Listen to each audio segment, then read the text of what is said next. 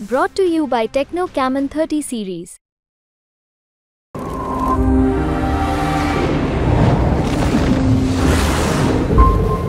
मेरे से लिखवा लो, सारे एग्जिट पोल फर्जी हैं, बिल्कुल फर्जी हैं। राजस्थान में टोटल 25 सीट है, उसमें 25 में से 33 दे दिए उन्होंने बीजेपी को।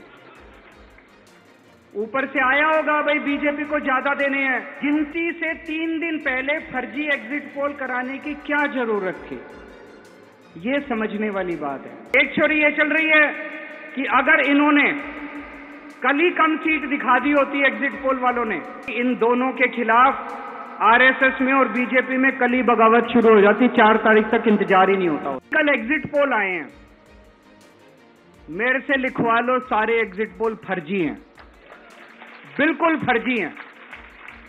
एक एग्जिट पोल वाले ने राजस्थान में टोटल 25 सीट है, उसमें 25 में से 33 दे दिए उन्होंने बीजेपी को। ऊपर से आया होगा भाई बीजेपी को ज्यादा देने हैं, तो उसने कहा मोदी जी क्या याद रखोगे आप भी, आपको 25 में से 33 दे दिए।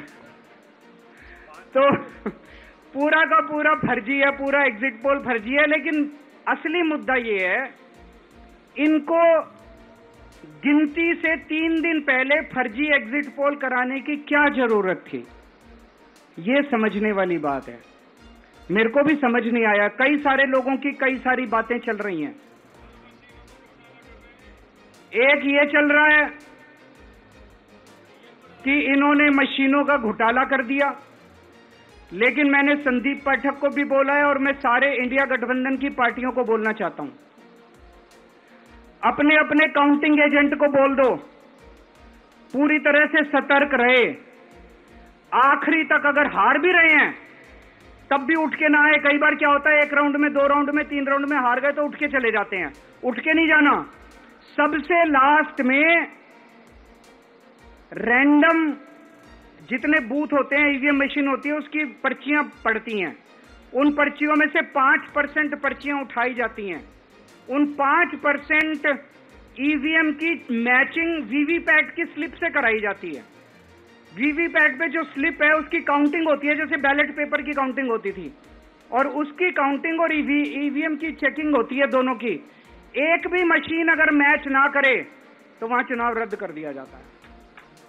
तो अगर आपने ये चेकिंग कर ली वहां पे, तो इसका मतलब फिर ईवीएम का घोटाला हम बचा सकते हैं। फिर ईवीएम के घोटाला अगर कर रखा इन्होंने तो हम उसको एक्सपोज कर सकते हैं। तो सब लोगों ने लास्ट तक रुक के, आपका कैंडिडेट हार भी रहा है तब भी आखिरी तक रुक के आपको ये ईवीएम की चेकिंग करा के आनी है, ईवीएम और वीवीपैट की मैचिंग करा के आनी है। एक छोरी ये चल रही है कि इन्होंने इतना ज्यादा सीटें इसलिए दिखाई क्योंकि इनके लोगों ने शेयर मार्केट में इन्वेस्ट कर रखा है, और कल जब शेयर मार्केट खुले तो बम्पर होगा, तो ये अपने शेयर बेच बाच के खुद तो निकल लेंगे। बाकी एक थ्योरी ये चल रही है कि अफसरशाही पे दबाव डालने के लिए अगले 3 दिन में अफसरों से उल्टे सीधे काम कराने के लिए एक माहौल बना दिया गया। भाई आ तो हम ही रहे हैं, तो हमारी बात मानो, उल्टे सीधे काम करो, काउंटिंग में गड़बड़ कराएंगे, सब कुछ करेंगे।